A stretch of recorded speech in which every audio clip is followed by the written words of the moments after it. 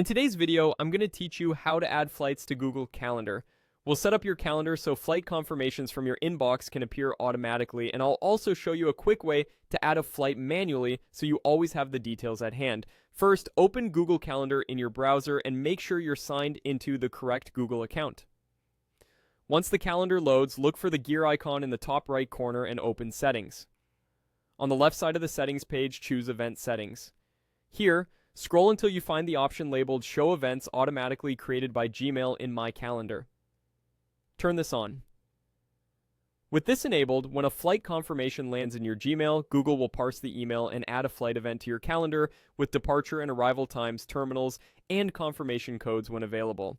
These events are visible only to you by default. If you're using a work or school account and don't see this option, it may be controlled by your administrator. You can also review the visibility setting in the event later if you want to keep it private. Now, if you need to add a flight manually, head back to your calendar view. Click the date of your flight on the calendar grid to open a new event.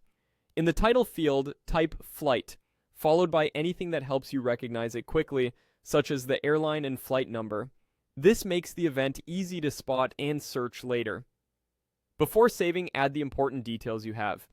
Set the start time to the scheduled departure, and if you know the arrival time, set the end time too. If you're crossing time zones, make sure the time zone matches the departure and arrival cities so alerts fire at the right moment. In the location field, add the airport name or code like JFK Terminal 4, which helps with navigation and travel time suggestions. Use the description field to paste your confirmation code and seat or any baggage allowance notes. You can also add notifications here. A common setup is one reminder a day before and another 2 to 3 hours before departure so you have time to check in and head to the airport.